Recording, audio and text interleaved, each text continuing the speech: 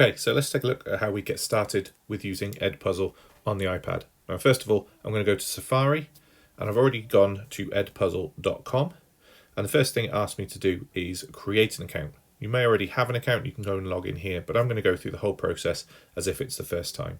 So I'm going to say that I'm a teacher. It's going to ask me to sign in with Google or sign up with EdPuzzle. I'll just go with sign up with EdPuzzle for now. Type in my name and your email address. Once you go through those settings, it's going to ask you to choose your school. Now, you may have other colleagues using EdPuzzle already, and if you do, they may well show up in your school. So you just simply start typing in the name. I'll type in my university here. And there we go, there's South Wales University, University of South Wales, University of South Wales Cardiff, University of South Wales Newport. There we go, choose that one. And then it asks you to select your area. I'll just put general, and then you just type join school.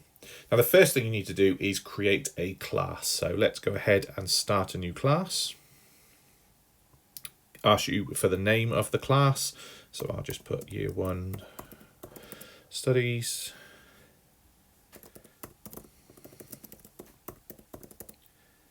And then it asks you to choose the type of class you want. Now the classic is the one that I tend to use. It's just a nice easy way to get started with this. We can explore the open classes in a second in a different video. So I'm just going to tap on create class. And here we go, this is my first page. So I have my class name here. It will list all my assignments, due dates, and obviously the students that are in here.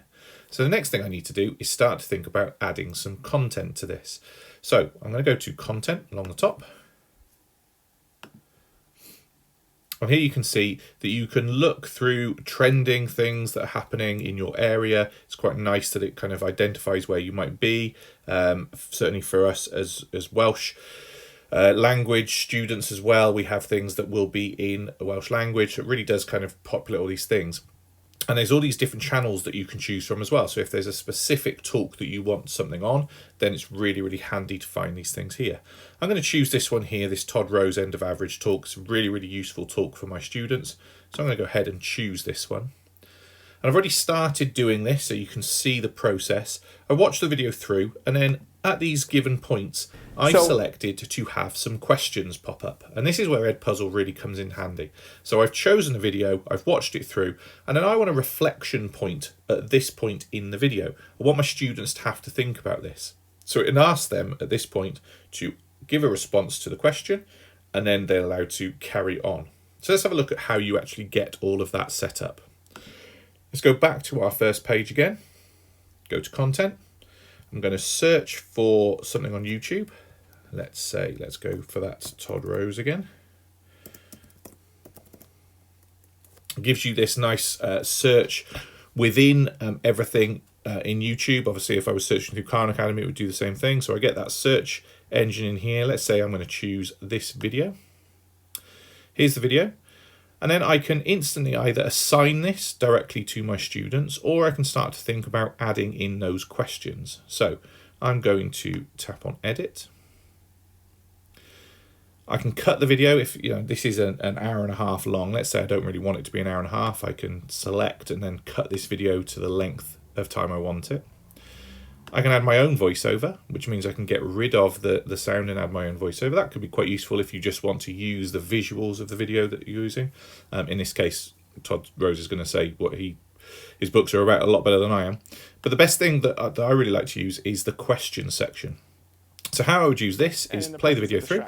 Okay, so that's what we're going to talk about the rest and let's imagine at this point, I think that's really, really good point I want my students to reflect on. I have these options here to add in multiple choice questions, open-ended questions, or just add some additional notes that I might want my students to kind of take a little bit further, some additional advice that I want them to go. If I just tap on open question, choose my question, and then I just click save. And that's going to give me a marker over here to say there's a question at that point.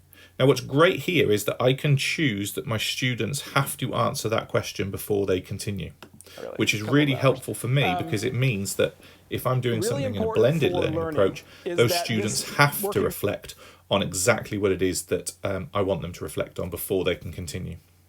When I'm done with everything, I just tap finish, and then I have the choice here to assign this to a class. So if I tap on assign, I can choose to put that in that year 1 studies, assign it to everyone or just a few.